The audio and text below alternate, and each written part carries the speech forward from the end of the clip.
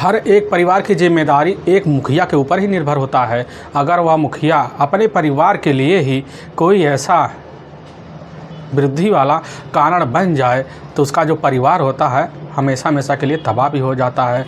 आज की घटना में सेम कुछ ऐसे होता है। एक मुखिया होता है, अपने परिवार में कुछ ऐसा कर्म कर बैठता है जिसकी वजह से उसका हंसता खेलता परिवार तक तबाह हो जाता है। आखिर क्या था आज की घटना में? आज की घटना में क्या हुआ? आज की घटना की आप पूरी तह तक सच्चाई जानने के लिए इस वीडियो को आप लास्ट तक ज़रूर देखिएगा।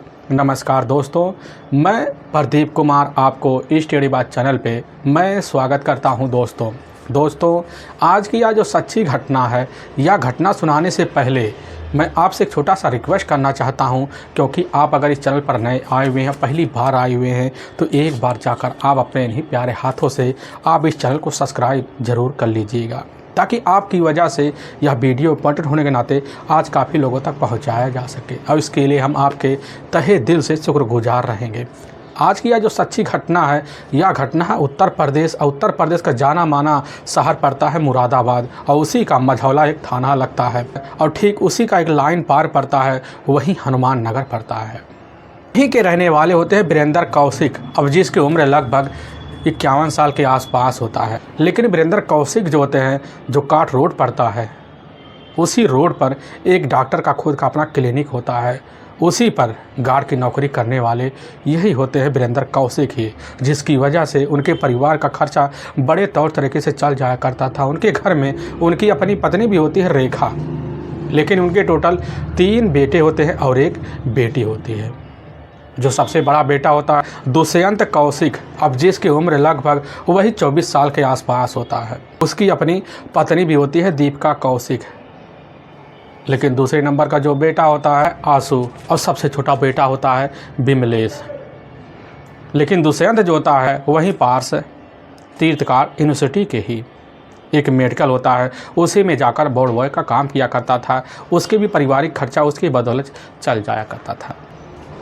तभी मैं बात कर रहा हूँ, ठीक है, 28 नवंबर अब साल 2020 का ही, वही दोपहर का लगभग 11:30 बजे के आसपास टाइम होता है। तो दुष्यंत को अपने ही घर में एक ऐसी अनहोनी हो जाती है, जिसकी वजह से उसका जो अपना छोटा भाई होता है अपने ही नज़दीक जो सरकारी अस्पताल होता है या अपेक्स अस्पताल में लेकर पहुंच जाता है। वहाँ के जो डॉक्टर होते हैं इधर दुष्यंत का इलाज ही कर ही रहे होते हैं, तभी उसकी पता चलता है मौत हो चुकी होती है। डॉक्टर काफ़ी में पड़ जाते हैं, इस मामले को काफ़ी गंभीरता लेते हैं। तभी इसकी जो सूचना होता है अपने नज़दीकी पुलिस थाने मझौला दे देते हैं। वहाँ के क्राइम इंस्पेक्टर होते हैं अवधेश कुमार, जैसी खबर पाते उसी वक्त हनुमान नगर पहुँचते हैं। पहुँचने के बाद दुष्यंत के घर में जैसे घुसते हैं तो पता चलता है कि यहाँ बहुत ही जोर तरीके से घटना को अंजाम दिया जा चुका है। दुष्यंत को गोली लगी हुई थी। इलाज के लिए पास है एपेक्स अस्पताल है, उसे में ले जाया गया था, लेकिन अचानक उसकी उसी वक्त मौत हो चुकी होती है। पुलिस की टीम जो होता है इधर घर में ही परिवार के जो लोग उनसे पूछताछ शुरू कर देती है। तो वहीं पर इधर वीरेंद्र की अपनी पत्नी होती है रेखा, और रेखा की अपनी बहू होती है दीपिका, दहाड़े मार कर चीख चिल्ला रही होती है अपने पति का नाम लेकर।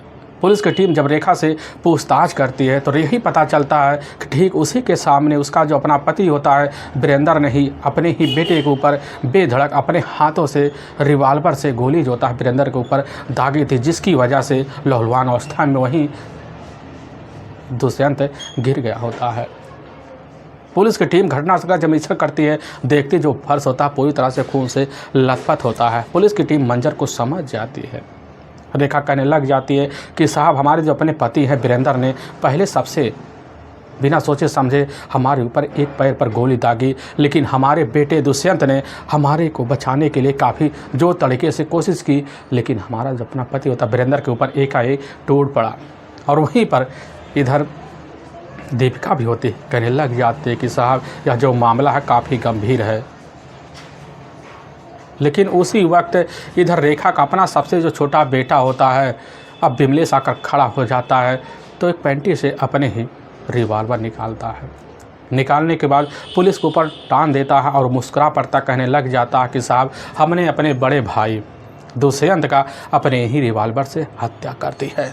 पुलिस की टीम यह बात जब सुनती है, आखिर में विमलेश के द्वारा चौंक सी जाती है, ना कुछ सोच पाती ना कुछ समझ पाती है। और वहीं रेखा भी मौजूद होती है और दीपिका भी, जो दहाड़े मार कर चिल्ला रहे होते हैं, मौके पर चुप हो जाते हैं।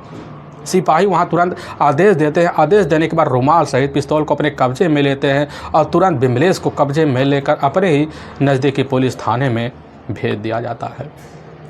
लेकिन वहाँ के जो लोग होते हैं पुलिस के सामने एकदम तड़तड़ा कर कह रहे होते हैं, साहब इसकी जो हत्या हुई है दुष्यंत की, वह तौर तरीके से की गई है, उसके पिता ने ही उसकी हत्या की है। वीरेंद्र ने यह सब कारनामा कर कर अपने ही घर से मौके पर फरार हो जाता है। लेकिन उसका जो बेटा होता कुछ वक्त बाद अपने घर में दोबारा वापस आ जाता है। अब पुलिस के सामने काफ़ी बड़े सबूत हो चुके होते हैं। पुलिस की टीम वहाँ दीपिका से जब पूछताछ करती है तो दीपिका जो थी पुलिस के सामने अपने ही ससुर इधर वीरेंद्र कौशिक के ऊपर और साथ में अपने छोटे देवर इधर विमलेश के ऊपर दुष्कर्म और साथ में अपने पति की हत्या का मुकदमा दोनों के ऊपर दर्ज करवा देती है। लेकिन पुलिस जब पता पाती है इस समय वीरेंद्र अपने घर में नहीं दिखाई दे रहा है, आखिर वह चला कहाँ गया, क्योंकि मेन जो हत्यारा था वह तो वीरेंद्र कौशिक ही था, आखिर वह कहाँ बता के चला गया। पुलिस की टीम वहाँ जब पूछताछ करती पता चलता है वह तो है नहीं। पुलिस का जो मकसद बनता है सीधा के सीधा वीरेंद्र के ऊपर ही बनता है पकड़ने का, इसीलिए पुलिस की टीम उसकी खोजबीन के लिए लग जाती है। दूसरी तरफ पुलिस की टीम अस्पताल पहुंचती है। पहुंचने के बाद दुष्यंत के बॉडी को तौर तरीके से जांच पड़ताल करती है और जांच पड़ताल करने के बाद वहीं उसी अस्पताल में पोस्टमार्टम के लिए भेजवा देती है। इस केस की छानबीन करने के लिए सबसे बड़ा चैलेंज बनता है वह तो बनता है वीरेंद्र कौशिक को जल्द जल्द अपने हिरासत में लेने के लिए। एक टीम दोबारा दुष्यंत के घर पहुंचती है और लोगों से पूछताछ करती है। लेकिन जब पूछताछ किया जाता है जो सच्चाई निकल के आता है, इसे सुनने के बाद लोगों का कलेजा तक थर्रास आ जाता है कि आखिर एक मुखिया जब ऐसा कर्म कर सकता है तो उसके परिवार के ऊपर क्या बीतेगी। दुष्यंत और साथ में दीपिका की जो शादी होती है, यह शादी ठीक 6 जनवरी साल 2020 को जाकर तौर तरीके से हो जाता है। खूबसूरत तरीके से अपनी ज़िंदगी वीरेंद्र के जो बेटे होते हैं इधर दुष्यंत और साथ में दीपिका बिताने लग जाते हैं। वक्त बड़ी तेज़ी से भागता है। दुष्यंत अपने ही पास तीर्थकर यूनिवर्सिटी जो होता है मेडिकल होता है उसी में जाकर बोर्ड बॉय की नौकरी करता है। अपने पारिवारिक खर्चा भी देखता है, अपनी पत्नी का भी खर्चा देखता है। तो तरीके से ज़िंदगी तो चलने लग जाती है। लेकिन इधर वीरेंद्र का जो चाल स्वभाव होता है रंगीला मिजाज का होता है। कई औरतों के साथ उसके लफड़े हो चुके होते हैं, कई बार जेल की हवा तक खा चुका होता है। लेकिन अपने घर में अपनी खूबसूरत जब बहू अब इधर दीपिका को देखता है, देखने के बाद खूबसूरती का वहीं दीवाना हो जाता है और उसी दिन से ठान लेता है कि हमें चाहे जिस हद तक गुजरना पड़े अपने बहू को अपने कब्जे में लेकर रहेंगे। लेकिन जब भी मौका पाता वीरेंद्र तो अपने घर में आता, बैठे बैठे ताड़ ताड़ कर इधर बहू के ऊपर नज़र गड़ाए बैठा रहता था। मौके की तलाशी में रहता, कब मौका मिले, कब जो था अपनी हरसतें पूरा किया जा सके।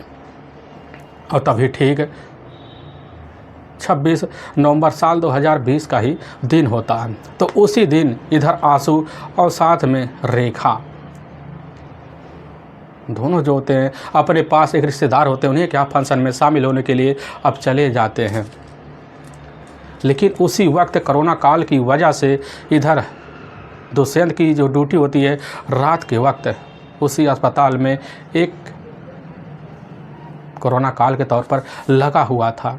लेकिन जैसे रात का 12 बजे का आसपास टाइम होता है तो वीरेंद्र जो होता अपने बहू के कमरे के पास पहुंचता है। उसी वक्त उसके दिमाग में खुरापात मचना शुरू हो जाता है। दरवाज़ा तो खुला होता, अंदर दाखिल होता है, अपनी बहू दीपिका को अपने ही बेड पर एक अवस्था में देखता है और उसी वक्त ठान लेता है। और जैसे करीब जाता है तो दीपिका की आंखें जो होती खुल जाती है, चौंक सी जाती है, समझ जाती होने वाला क्या है। काफ़ी तरह की वहीं चिड़चिड़ाकर बात करती है। लेकिन इधर अपनी हरकतें पूरा करने के लिए वीरेंद्र जो था अपने सारे हदों को पार करते हुए वही जोर जबरदस्ती करना शुरू कर देता है। फिर वह संबंध जैसे अपराध को अंजाम दे बैठता है और वहीं पर दीपिका चिल्ला चिल्लाकर धमकियां भरे शब्दों में जवाब देना शुरू कर देते हैं। लेकिन इधर वीरेंद्र जो था उसकी मुस्कुराहट कभी कम नहीं होती, कहने लग जाता है कि आखिर तुम भी जिसके सामने इस बात की जिक्र करोगी वह तो तुम्हारे बातों पर कतई यकीन करेगा ही नहीं है। क्योंकि हमारे ही घर और साथ में अपने एरिया के जितने भी लोग होते हैं सभी लोग हमारे दबंगई की वजह से डरे और सहमे हुए हैं। कोई भी तुम्हारी बात पर यकीन नहीं करेगा। हम तो तुम्हारे खिलाफ़ 10 सबूत कर देंगे और लेकिन तुम किसको सबूत के तौर पर पेश करोगे। लेकिन वहीं पर अपने पति का नाम ले लेकर अपने ही ससुर को धमकियाँ देने लग जाती है। लेकिन जब अब दूसरे दिन का टाइम होता है, सुबह का टाइम होता है, उसी वक्त अब इधर दुष्यंत पहुंचता है। दुष्यंत के सामने रो रो कर एक एक बात बता देती है और दुष्यंत अपनी पत्नी के बारे में इस तरह की जब बात सुनने के बाद सन रह जाता है और उसी वक्त अपने पिता वीरेंद्र के पास जाता है, उनको धमकाना शुरू कर देता है और उसकी शिकायत अपनी माँ रेखा से कर देता है। रेखा खबर पाती है, उसी समय सन्न रह जाती है और रेखा भी जाती है अपने पति वीरेंद्र को तौर तरीके से लताड़ भी लगाती है, लेकिन वीरेंद्र के कानों में कोई फ़र्क नहीं पड़ता है। दूसरी तरफ इधर दीपिका जो होती है चुप होकर शांत होकर बैठ से जाती, अपने अंदर खरोंचे मारती है कब जाकर इसकी जानकारी पुलिस थाने में दिया जाए। लेकिन दुष्यंत जो होता है वह शांत बैठ जाता है अपनी बदनामी की वजह से। ऐसे शांत होते होते जो माहौल होता ख़राब होना शुरू हो जाता है। लेकिन दुष्यंत का जो अपना छोटा भाई होता है विमलेश, वह भी एकदम किस्म का आदमी ठीक अपने पिता के कदमों पर बन चुका होता है, क्योंकि पिता अगर कोई भी गलती करता तो इधर विमलेश अपने पिता का साथ देने के लिए हर वक्त खड़ा हो जाता है। यहाँ तक विमलेश भी कोई अगर गलत कदम करता, कहीं पर भी झगड़े तकरार होते तो वहाँ पर उसका जो अपना पिता होता है वीरेंद्र उस झगड़े को शांत कराने और तहाँ तक लड़ाई झगड़े करने के लिए उसके साथ खड़ा हो जाया करता था। विमलेश अपने पिता के रास्ते पर इस तरह चल चुका होता है कि वह अपने पिता के अलावा किसी की बात को सुनना भी नहीं चाहता था। लेकिन दुष्यंत जो होता है उसी वक्त फैसला लेता है रूम चेंज करने का। तभी जो होता है नीचे वाला ग्राउंड जो फ्लोर रहता है उसी फ्लोर में इधर दुष्यंत अपनी पत्नी दीपिका को लेकर रहने लग जाता है। लेकिन ऊपर वाला जो फ्लोर होता है वह अपने पिता और अपनी माँ को दे देता है और उसी में उसके अपने दोनों भाई भी रहा करते थे। लेकिन तभी शांत होते होते जब 3 दिन का वक्त बीत जाता है, 28 नवंबर साल 2020 का ही 10 बजे के आसपास टाइम होता है, उसी वक्त वीरेंद्र जैसे ही नीचे उतरता है कहीं बाहर जाने के लिए, तो दुष्यंत देखता है और वहीं अपने पिता से झगड़े तकरार करना शुरू कर देता है। तो उसी वक्त वीरेंद्र का अपना जो छोटा बेटा होता है विमलेश भी आ जाता है और विमलेश अपने भाई से अपनी पापा की तरफ से भीड़ पड़ता है।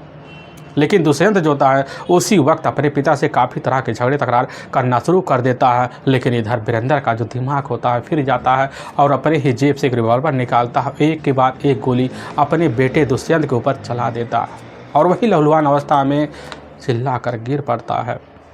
और उसी वक्त उसकी जो अपनी बहू होती है दीपिका भी धाड़े मार कर वहीं चीखने लग जाती है। लेकिन जब वीरेंद्र इस तरह की हलचल देखता है समझ जाता है यहाँ मामला गंभीर होने वाला है और वहीं विमलेश को इशारा करता है, विमलेश को साथ लेता है और लेने के बाद फरार हो जाता है और तुरंत फैसला लेता है। लेने के बाद मुरादाबाद के ही कोतवाली पहुँच जाता है। वहाँ पर आज सरेंडर करने के लिए अपने लिए एक वकील का चुनाव करता है। लेकिन वकील जो था उसी समय उसको सत्तावना देते हुए कहने लग जाता है यह केस तब तक नहीं सुन लेगा जब तक थाने में रिपोर्ट नहीं लिखवाई जाएगी। और उसी वक्त वीरेंद्र को एक राय मशवरा मिल जाता है कि अगर तुम अपने बेटे नाबालिग बेटे विमलेश को अपने सामने पेशी लगा दो तो तुम तो बच जाओगे और साथ में तुम्हारे बेटे विमलेश की जो सज़ा है वह नाबालिग होने के नाते कम हो जाएगा। लेकिन इधर दूसरी तरफ घर में खबर पहुंचता है, आंसू को खबर लगता है। आंसू उसी वक्त अपने नज़दीकी जो सरकारी अस्पताल होता है एपेक्स अस्पताल में ले जाकर डॉक्टर इलाज करते हैं, लेकिन वहीं पर डॉक्टर मृत घोषित कर देते हैं। पुलिस की टीम जो होती है जांच पड़ताल करने के लिए लगी रहती है, तो एक टीम आंसू के घर पहुंचती है, जांच पड़ताल करने लग जाती है। तो उसी वक्त इधर विमलेश पहुँचता है और अपने आप को पुलिस के सामने जुर्म कबूलते हुए पूरी तरह सच्चाई बतवाता देता है। लेकिन पुलिस की टीम को यकीन नहीं होता है, क्योंकि वहाँ पुलिस के सामने पूरे परिवार एकजुट हो जाते हैं और पूरी सच्चाई पुलिस के सामने वीरेंद्र के बारे में रख देते हैं। पुलिस की जो टीम होती है वीरेंद्र की तलाशी करती है, लेकिन वीरेंद्र जब थकाहारा हो जाता है, काफ़ी हताश हो जाता है, तो छुपो छुपाए दिन जो होता है लगभग 2 दिन का वक्त निकाल ही लेता है। तभी पुलिस की टीम को खबर लगता मुखबिरों के द्वारा हुई रामपुर के एक होटल में जाकर छुपा हुआ है, और पुलिस की टीम वहाँ पहुँचते वीरेंद्र कौशिक को वहीं से अपने कस्टडी में थाने ले जाती है। इधर विमलेश भी वहीं थाने मौजूद, लेकिन विमलेश को जब देखता है वीरेंद्र सारी समझ जाता है कि अब आगे हमारे साथ होने वाला क्या है। पुलिस के सामने दोनों टूट जाते हैं, लेकिन जो भी इनके बारे में सच्चाई जानता है सुनने के बाद अपने कानों पर कतई यकीन नहीं कर पाता। पुलिस की टीम दोनों को अपने कब्जे में लेकर वहाँ के न्यायालय में पेश करती है, तो न्यायालय में दोनों के ऊपर काफ़ी गंभीर धर्म मुकदमा दर्ज करके ले जाकर हमेशा हमेशा के लिए जेल के सलाखों के पीछे डाल देती है। दोस्तों, हमें इस घटना का सुनाने का जो उद्देश्य किसी के दिल को ठेस पहुंचाना नहीं है, बल्कि आपको यह बताना है कि आप जहां भी रहे आप सावधान और सतर्क जरूर रहे। दोस्तों फिर मिलेंगे एक नई वीडियो के साथ, तब तक के लिए जय हिंद और जय भारत।